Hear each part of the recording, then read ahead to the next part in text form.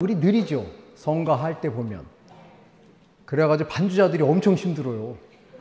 반주자들이 원래 그 음악 속도가 있는데 우리 신자들은 그러니까 10으로 가야 되는데 우리 신자들은 7로 가니까 10으로 가다가 다시 거꾸로 와가지고 7로 왔다가 이렇게 맞춰가고. 그런데 이제 그 중에 우리 청년, 아주 음악을 잘하는 청년이 하나 있어. 걔는 그냥 올곧하게 그 속도로 가더라고요.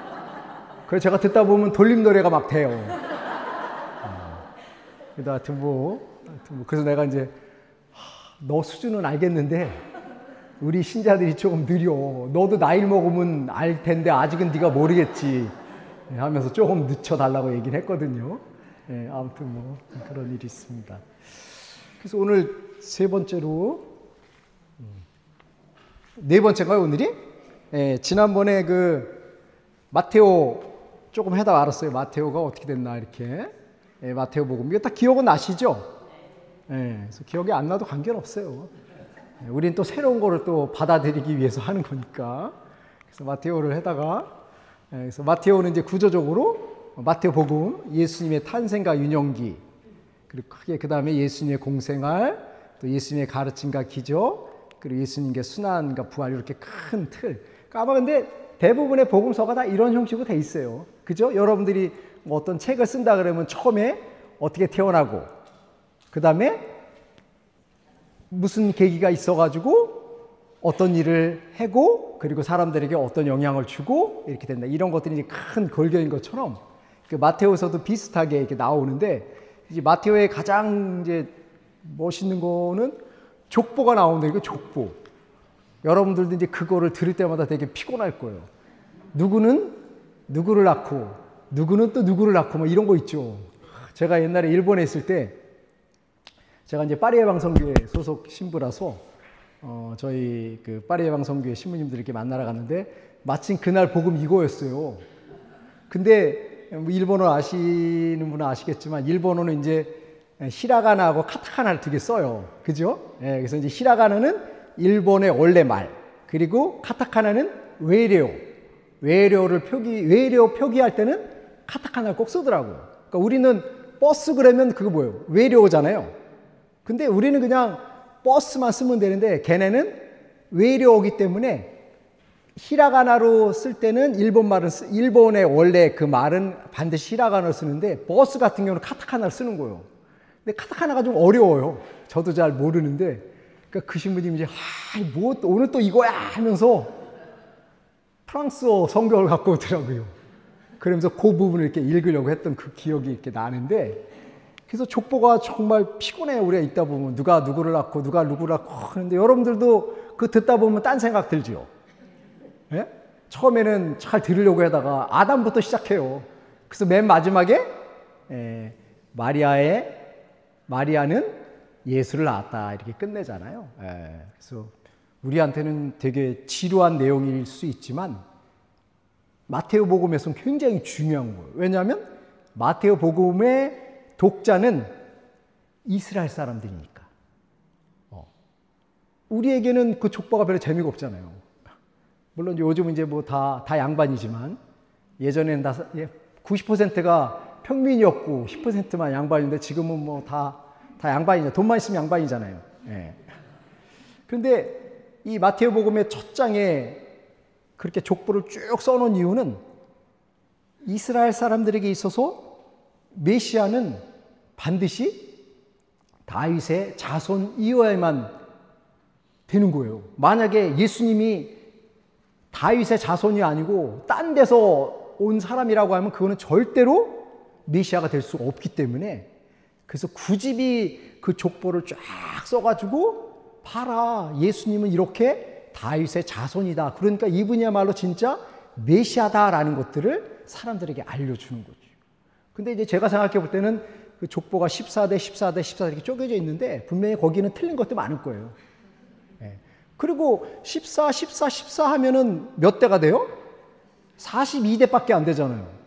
근데 아담부터 시작해가지고 예수님 시대까지 42대밖에 안 되겠어요?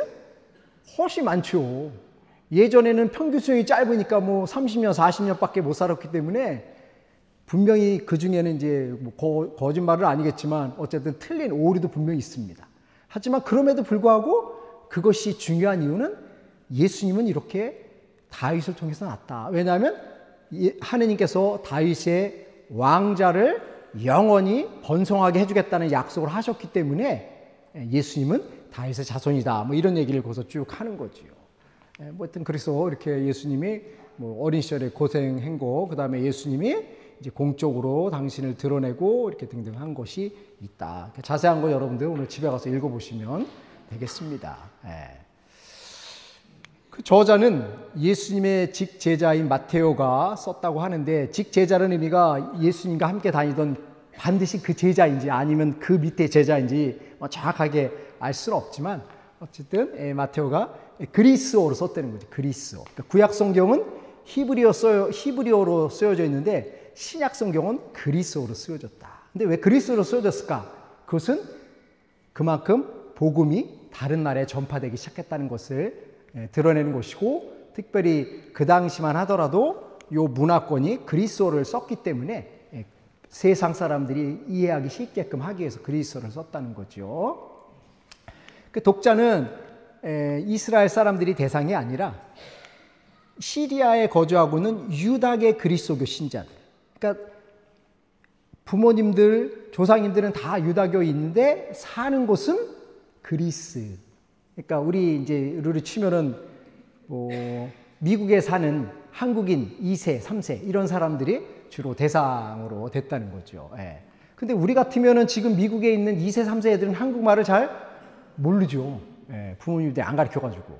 근데 이스라엘은 그거를 철저하게 가르치기 때문에 이 아이들은 그거를 정확하게 이제 유대교의 전통, 역사를 분명하게 알고 있었기 때문에 유대교 그리스도교 신자들을 대상으로 했기 때문에 이스라엘의 역사를 알고 있는 사람들이라는 전제하에서 글을 쓰게 된 거지요.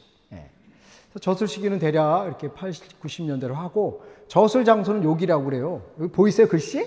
안티오키라고 하는데, 여기가 이집트, 여기가 이스라엘, 여기가 시리아, 이쪽 쪽에 썼다는 거예요, 여기서. 여기는 로마, 여기 뭐 터키 뭐 이렇게 되는 거죠. 가보고 싶죠? 어제 제가 신학회 갔는데 이번에 올해 부제반들이 다음 주에 성지순례를 간다고 하더라고요. 이집트하고 그리스, 터키, 로마. 근데 이스라엘을 원래 가야 되는데 이스라엘은 전쟁 때문에 가질 못하잖아요.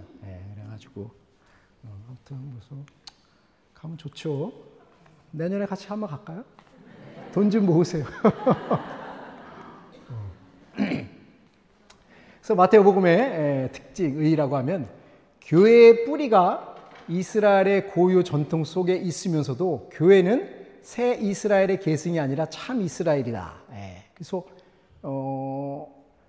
어찌 보면 구약을 계승해서 신약이 완성됐기 때문에 이제 이 교회는 유대교와는 좀 다른 거죠. 우리 교회의 모태가 유대교라고 한다면 유대교를 통해서 우리 교회가 시작이 완성됐기 때문에 새로운 이스라엘이다라는 느낌, 연속성이 있기 때문에 새로운 이스라엘일 것 같다는 생각이 들지만 그것이 아니라 오히려 참 이스라엘이다라는 거예요. 여기서 개념이 조금 이제 헷갈리실 수도 있는데, 이제 구약의 전통을 잘 받아왔기 때문에 당연히 이스라엘을 완성시키는 새로운 모습을 드러내는 것으로 생각을 할 수 있지만, 구약은 참 하느님의 백성으로서의 역할을 온전하게 수행을 하지 못했기 때문에 그때는 온전한 이스라엘이 아니었고, 이제 신약에 들어오면서 교회야말로 참다운 하느님이 원하시는 공동체의 모습을 구현했다라는 의미에서 참 이스라엘이 바로 교회라는 겁니다.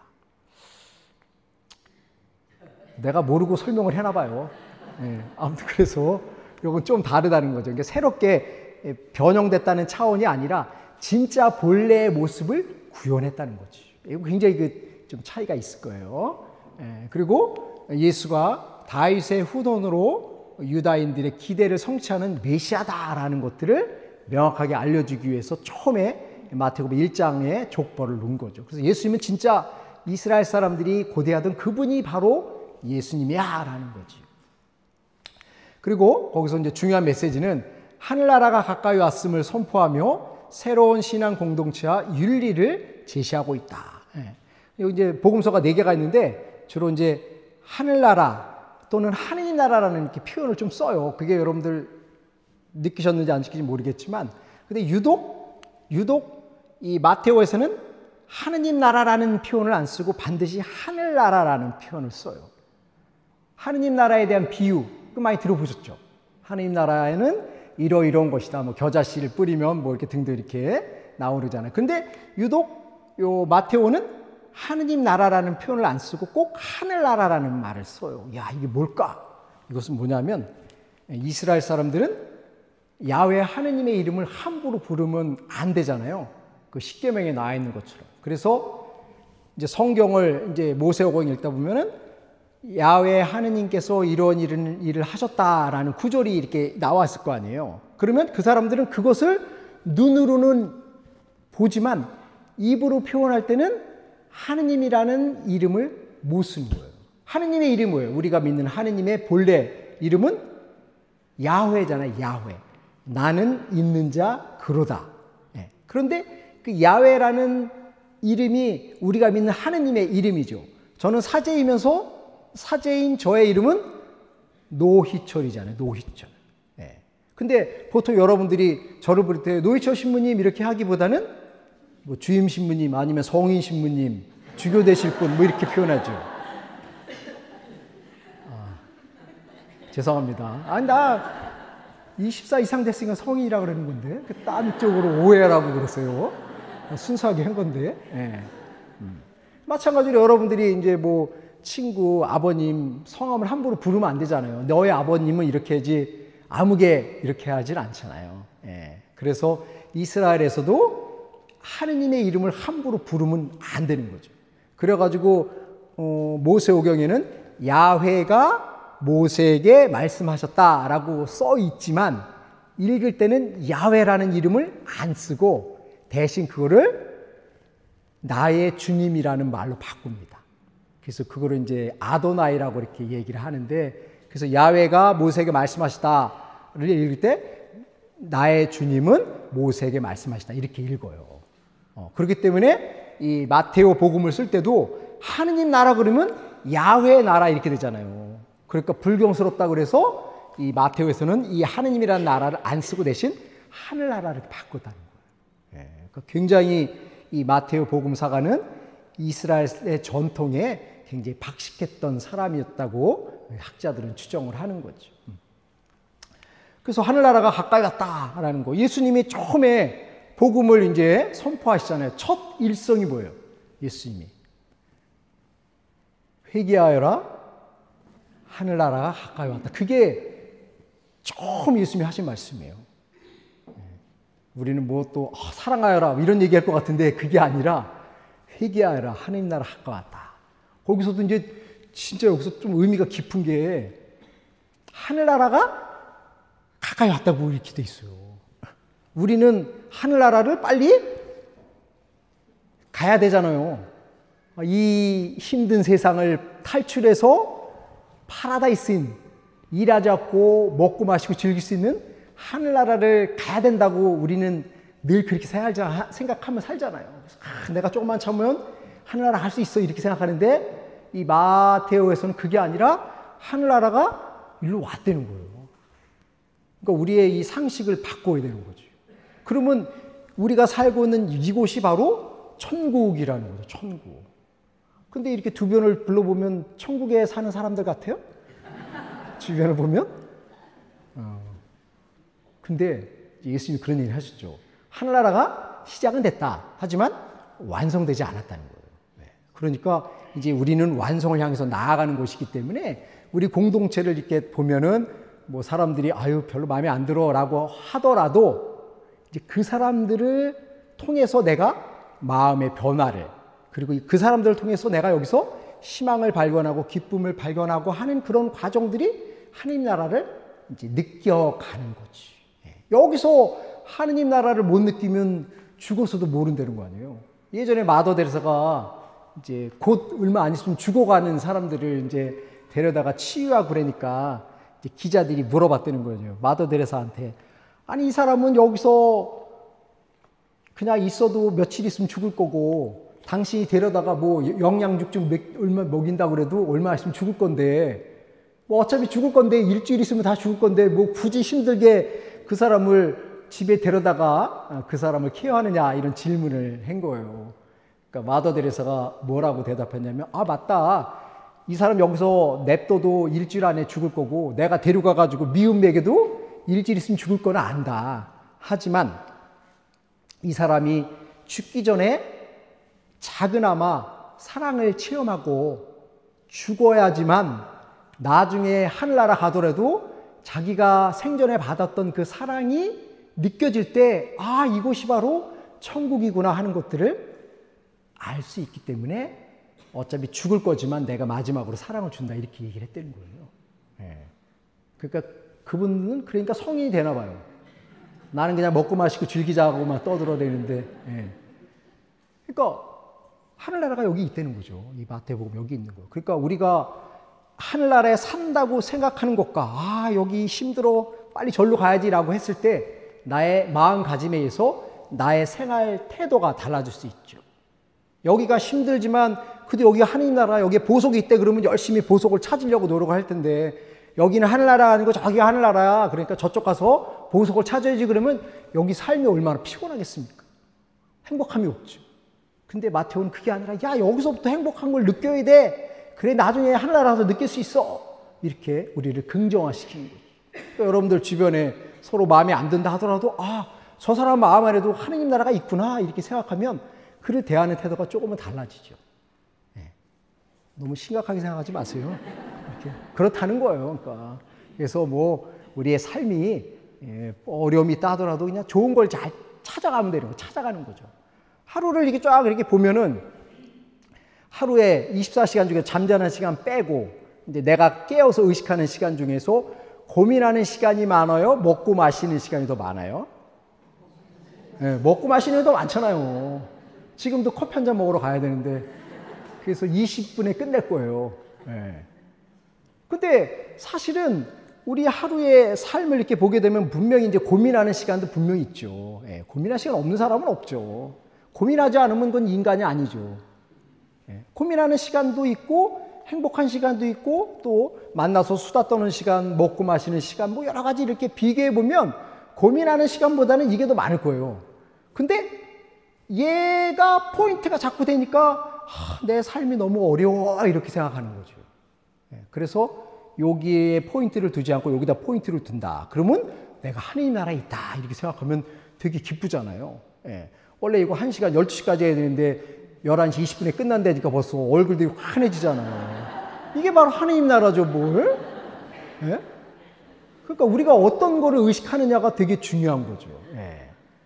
그래서 여기서 하늘나라가 가까이 왔음을 선포하고, 그리고 이제 새로운 신앙 공동체, 그래서 예수님을 중심으로 한 공동체가 형성이 됐다. 그런데 예수님을 중심으로 한 공동체는 예수님이 십자가 못 박혀 돌아가시고 떠나신 다음에 끝이잖아가 아니라 대신 성령을 보내주심으로 인해서 또 다른 하느님의 영적인 힘이 공동체에 자리하고 있다는 것들을 의식화시킴으로 인해서 새로운 공동체의 어떤 가치를 이렇게 드러내주는 것이고, 또 그리고 또한 윤리를 이제 이야기합니다. 그런데 그 마테오가 제시하는 윤리와 구약에 제시했던 윤리가 조금 달라요. 이제 여기서 마테오에서 이제 그 윤리적인 가르침을 이야기할 때, 구약에서는 옛 사람들은 이렇게 말했는데 너희는 이렇게 된다라는 거 기억나세요? 그러니까 예를 들어서 사람 형제를 미워하거나 뭐 이렇게 살인하지 말라, 이렇게 나오잖아요. 살인하지 말라. 옛 사람들에게 구약 성경에는 살인하지 말라라고 돼 있지만 나는 너에게 말한다. 살인하지 말라는 것뿐만 아니라 형제에게 화를 내도 안 된다, 이런 말씀 하시잖아요. 기억나시죠? 예, 네, 그게 나와요. 그러니까 예수님은 윤리적인 지침을 주시면서도 한편으로는 우리가 되게 이렇게 부담스러운, 그죠? 사람만 안 죽이면 되는데 뭐 굳이 형제에게 화까지 내지 말라 그래. 그다음 뭐 또 연자맷돌을 메고 물에 빠지라고 그런 얘기도 하잖아요. 그런 것들은 되게 이렇게 우리가 불편한데, 근데 예수님의 그 말씀은 바로 그 윤리를 이제 완성시키는 거죠. 예. 단순하게 우리의 외면적으로 사람을 죽이는 외적인 행동만이 아니라 우리의 내면을 성찰하라라는 측면으로까지 윤리지침을 확장시켜 나가는 거지.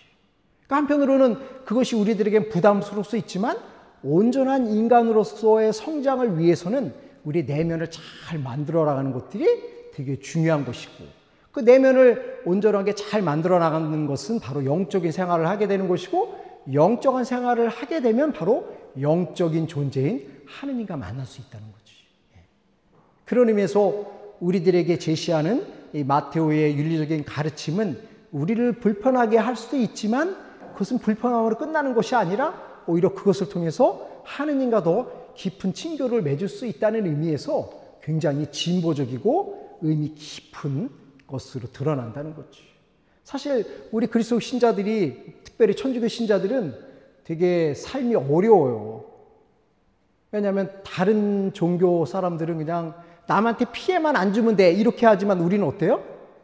그 사람의 마음을 불편하게 하면 안 된다라는 것과 와 있잖아요. 그죠? 그것 때문에 여러분들 힘든 거잖아요. 왜냐하면 세상 사람들은 마음에 안 들어. 그럼 얘랑 관계 끊으면 돼. 그럼 그냥 간단해요. 편안해. 근데 우리는 관계 끊지 않고 어떻게든지 서로 화해하고 용서하고 공동체를 만들려고 하니까 내적으로 되게 이렇게 힘든 거지. 그렇죠? 힘들죠. 힘들어요, 그게. 근데 그것이 우리 인간적인 입장에서는 되게 힘든 거지만 그런 여정을 통해서 우리는 하느님께 가까이 갈 수 있기 때문에 우리는 그거를 받아들이고 인내하려고 하는 거지. 그래서 힘든 면도 있지만 오히려 그것은 우리를 또 성장시킬 수 있는 계기도 된다라고 이렇게 긍정화시키게 되면 우리의 삶이 굉장히 풍요로워지는 거지. 우리 야마다 자매님 아시죠? 야마다. 근데 야마다 광고하는 건 아니고 그 자매님도 개종인 게 그런 거예요. 이제 가게를 하는데 천주교 신자하고 타종교 신자들이 이렇게 식당에 와서 음식을 먹는데 이제 여기가 그래도 유명한 데잖아요. 사람들이 많이 오니까 주인 입장에서는 손님들이 밥을 먹고 빨리 나가야지만 새로운 사람을 받을 거 아니에요. 근데 종교인마다 이제 특성들이 약간 다르다는 거죠. 근데 천주교 신자들이 제일 마음에 들었다는 거예요. 왜냐하면 천주교 신자들 밥 먹고 야 빨리 가야지. 다른 사람들 기다리잖아. 이런 얘기를 많이 들었다는 거예요. 그래서 야 진짜 천주교가 좋구나 해가지고 개종하고 진짜 이거 거짓말이 아니에요. 자부심을 가지라는 거죠. 근데 이거 타종교 신자들이 보면은 또 그거는 잘라주세요. 그래서 우리가 하여튼 윤리적인 가르침을 실행한다는 것은 결코 쉬운 일은 아니지만 그것을 통해서 우리는 예수님께 다가갈 수 있다라고 이렇게 긍정화시키면 조금은 이렇게 편안하게 받아들일 수 있는 거죠. 그리고 사실 우리가 다른 사람을 받아들이는 것이 쉽지 않은 이유는 여러 가지가 있겠지만 어찌 보면 자기 내면에 이렇게 아픔들이 치유가 안 돼서 그럴 수도 있어요. 예.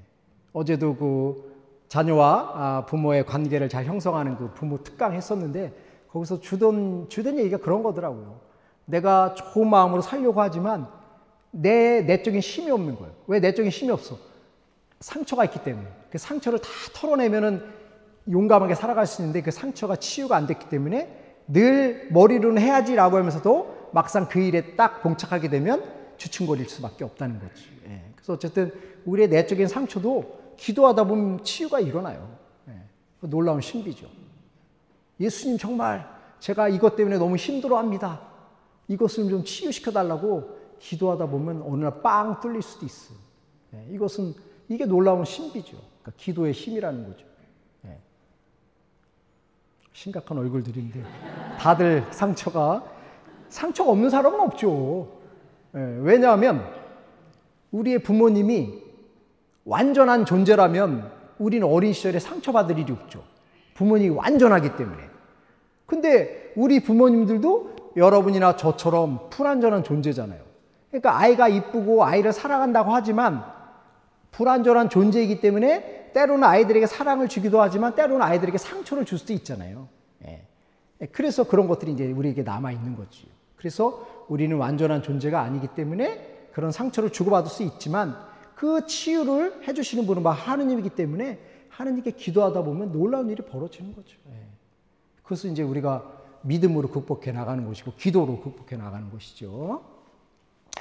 그리고 또한 여기 마태복음에서는 베드로를 교회의 반석으로 선언하는 거죠. 그래서 너는 교회의 반석이다. 베드로야, 시몬아, 너는 이제 베드로이다. 이런 말씀을 하시잖아요. 그래서 이제 내 교회를 너에게 세우겠다라는 말씀을 하시고 교회 공동체가 이루어지게 된다는 거죠. 여기서 이제 교회라는 명확함이 이제 여기서 구체적으로 드러나는 것이고, 그래서 이걸 토대로 해서 우리는 교황님의 말씀을 따라서 살아가는 거죠.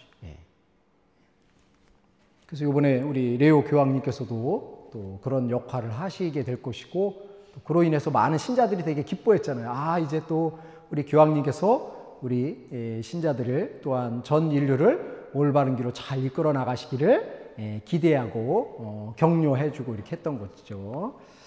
또한 이 마테오복음의 특징은 예수님의 삶과 모세의 삶을 이렇게 비교하면서 했다는 거예요. 이것이 보면은 처음에 예수님의 탄생 이야기 아까 나온다 그랬죠.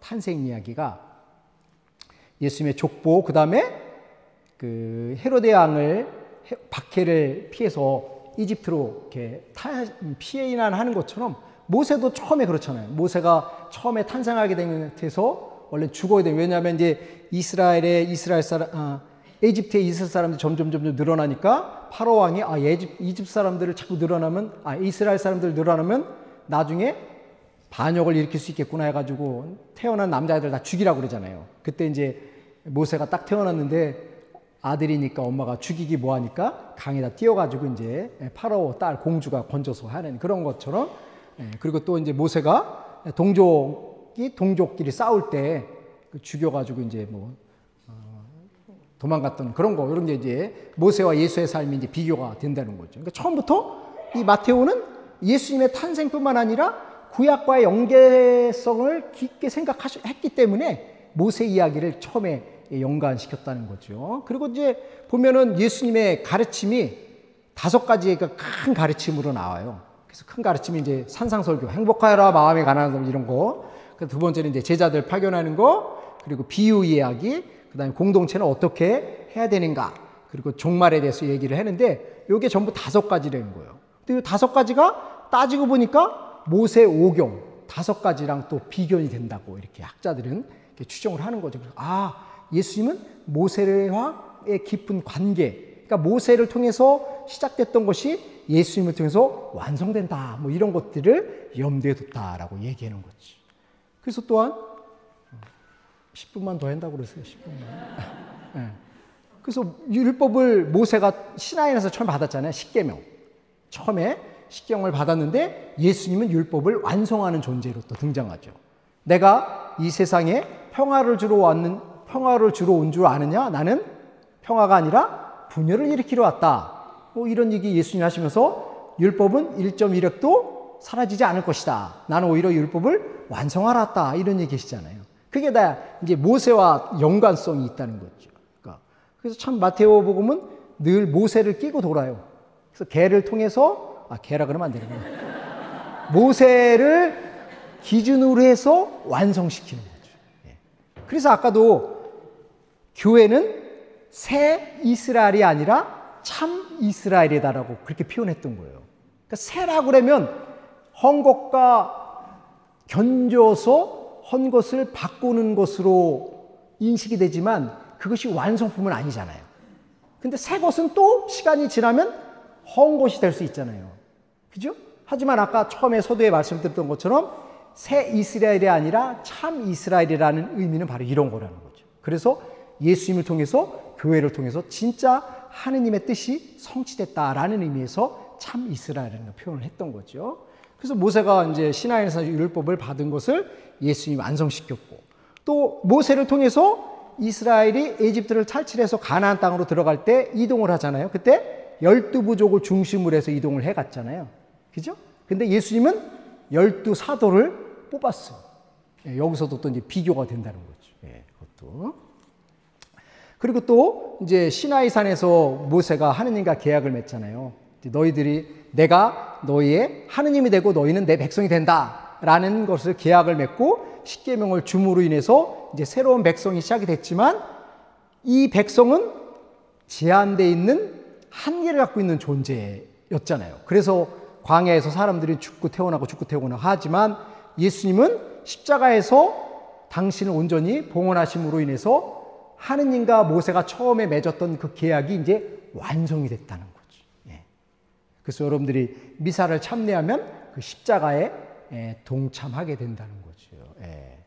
그래서 구원의 약속이 이제 모세를 통해서 시작이 됐다고 하면 예수님을 통해서 구원이 완성됐다라는 거죠. 왜냐하면 예수님은 하느님과 같은 존재이기 때문에 하느님이 맺은 그 계약, 하느님과 인간이 맺은 계약은 늘 제한적일 수밖에 없지만 하느님이 만들어 놓은 것이기 때문에 이것은 완전하다는 거죠. 그래서 예수님이 십자가 못 박혀 돌아가심으로 인해서 그 이후에 더 이상 우리는 제사를 지낼 이유가 없죠. 왜냐하면 하느님 스스로가 제물이 되셨기 때문에 하느님이라는 그 제물을 능가할 수 있는 제물은 없죠. 예를 들어서 양 한 마리를 바치는 것과 개미 한 마리를 바치는 것과 비교가 안 되잖아요. 당연히 뭐 양 한 마리의 가치가 더 훨씬 큰 거잖아요. 근데 우리 인간이 아닌 하느님 스스로가 제물이 되셨기 때문에 그 이후에는 이제 어떤 것들을 우리가 바친다 하더라도 의미가 없기 때문에 십자가의 제사로 인해서 우리의 죄를 없애는 봉헌의 양식은 이제 더 온전히 끝났다는 거죠. 그래서 우리는 우리의 죄를 없애기 위해서 어린 양을 안 바치고 미사만 참여하면 된다. 그거 되게 편하죠. 미사 참여해서 봉헌금만 조금 내면 된다. 얼마나 편해요. 다만 이 미사 때 우리가 예수의 몸과 피를 받아 먹는 것은 2000년 전에 예수님이 십자가에 돌아가셨던 것을 현재화하는 것이기 때문에 굉장히 의미가 있는 거지. 그래서 우리가 신앙생활하면서 예수의 몸과 피를 받아 먹는다는 것이 외적으로 야 이게 뭐 빵이고 포도주지라고 생각할 것이 아니라 그 속에 영적으로 담겨져 있는 예수님의 몸을 우리가 받아 모신다고 생각한다면 엄청난 일이죠. 그렇죠? 엄청난 일이죠. 또한 그리고 이제 여기서 마태복음에서는 그래서 예수는 인류의 절대적인 스승이다. 그러니까 예수님을 따라야 된다. 예수님의 가르침을 따라야지만 우리들에게 구원이 있다라는 것들을 명확하게 알려주고 있습니다. 그래서 저자는 제자들의 자세를 본받으라고 권고한다. 즉 신자들은 바로 제자들과 함께 자기의 전능하신 주님 예수님을 알아봐야 되는 거죠. 처음에 제자들이 예수님 몰랐지만 알아본 것처럼. 그리고 때로는 자신의 약한 믿음을 나무라는 그분의 소리를 들어야 된다는 거죠. 그리고 또 믿음을 가지라고 요청을 합니다. 그래서 결국 이 마태복음을 쭉 읽다 보면은 뭐 베드로가 혼나는 내용도 나오잖아요. 사탄아 물러가라 뭐 이런 것도 나오잖아요. 그러니까 베드로가 그런 생각을 하는 것은 베드로 한 개인의 생각이 아니라 어찌 보면 우리들의 생각일 수도 있죠. 아유 예수님이 죽으면 안 되죠. 예수님이 왕이 되셔야지만 우리도 한 자리에 차지할 거 아닙니까? 라는 인간적인 그런 욕망들, 욕심들이 있다는 것을 우리가 의식하고 버려야 되고 또 예수님을 가야지만 당신을 버리고 어디로 가겠습니까? 라고 이렇게 고백할 수 있는 그런 믿음을 우리에게 이야기하는 거죠. 그래서 또한 이제 마테오는 교회 공동체의 중요성을 굉장히 강조합니다. 윤리를 강조한다는 이유는 바로 뒤집어서 얘기하면 공동체를 강조한다는 거예요. 왜냐하면 윤리라는 것은 나 혼자만의 일이 아니라 나와 상대와의 관계 속에서 이루어지는 것이기 때문에 나와 상대의 관계를 잘하라고 한다는 것은 결국 공동체의 중요성을 강조하고 있다는 거지. 그래서 교회 공동체의 역할과 사명을 강조하면서 신앙 공동체의 근본적인 모습을 이야기하죠. 그래서 형제가 너에게 죄를 지면은 다른 형제를 데려가 가지고 이야기하고 그래도 안 되면 교회 공동체 알려라. 뭐 이런 것들이 다 그런 연결선상에 있다는 거죠. 그리고 또한 마지막에 예수님의 명령인 선교를 강조하죠. 그래서 너희는 만방에 가서 복음을 선포하라. 왜? 이렇게 기쁜 소식이니까 너 혼자만 맛보고 즐기지 말고 그 기쁨을 못 느끼는 사람들에게도 전해서 그 사람들이 정말 행복한 삶을 살아갈 수 있도록 나눠줘라 라는 거죠. 근데 이제 우리가 복음을 전하려면 되게 힘들죠. 두렵잖아요. 두려워. 그래서 두렵지만 뭐 해라니까 해야죠. 근데 참 요번에 놀라운 신비가 있었는데, 그 버스 광고한다고 제가 시 한 3개를 보여드렸잖아요. 예, 3개를 보여드렸는데 세 번째 시안이 95%가 그걸 찍었더라고요. 그 신기해요. 내가 뭐 세 번째 찍으라고 얘기도 안 했는데 진짜 놀라운 거예요. 근데 왜 그랬을까? 왜 그랬을까를 추정해 보니까 첫 번째 시안, 두 번째 시안은 하느님은 이렇게 써놨는데 세 번째 시안은 천주교로서. 되게 의미가 다르죠. 왜? 1번, 2번 시안은 하느님 그러면 천주교가 아니라 개신교적인 뉘앙스가 이렇게 딱 자연스러워 오잖아요. 그러니까 신자들이 되게 똑똑한 거예요. 진짜 이거 똑똑한 거예요, 이게. 난 그걸 보면서, 야, 집단 지성이라는 게 이런 거구나. 진짜 이거 진짜 놀라운 사실은 그 영국에선가 진짜 실험을 했다는 거 아니에요. 소 한 마리를 갖다 놨어. 얘가 이제 눈대중으로 얘가 몇 킬로 될 것 같습니까? 라고 질문했다는 거예요. 그러면 정확하게 맞히는 사람은 없잖아요. 근데 100명이 이야기한 거를 합쳐가지고 100으로 나눠서 비교를 해보니까 오차가 5kg밖에 안 냈다는 거예요. 그러니까 이 집단 지성이라는 게 엄청난 거예요. 그러니까. 특히 한국은 또 교육률이 대단하잖아요. 그래서 우리 신부들도 피곤해요. 신자들 너무 똑똑해가지고.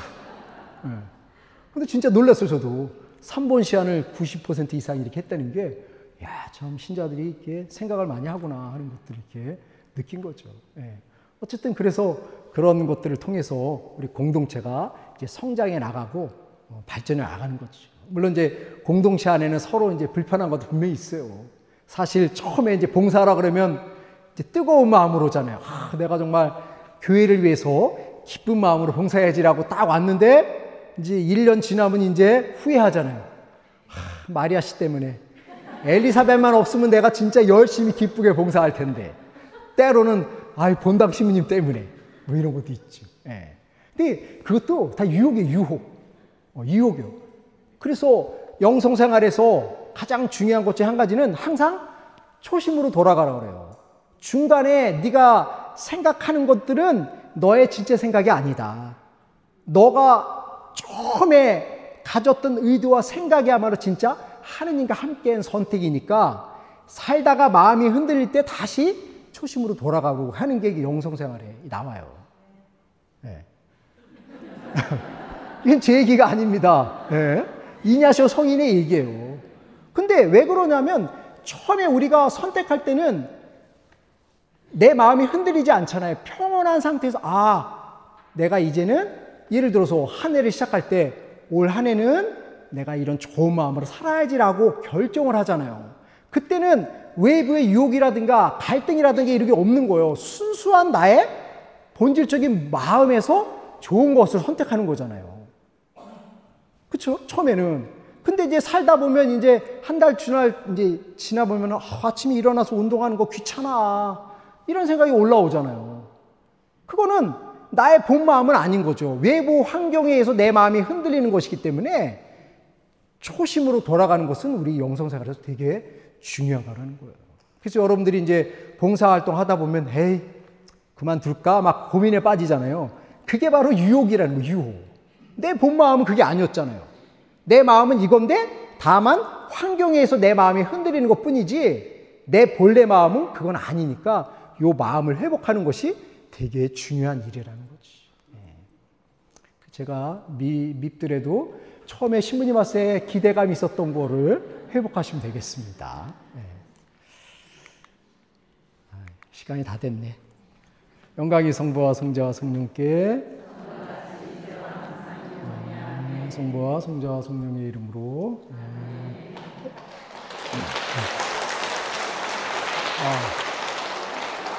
또 오셨으니까 레저 단원들은 남으시고 나머지 분들은 카페 가서 아메리카노만 제가 쏘는 거니까 추가 요금은 알아서 내세요.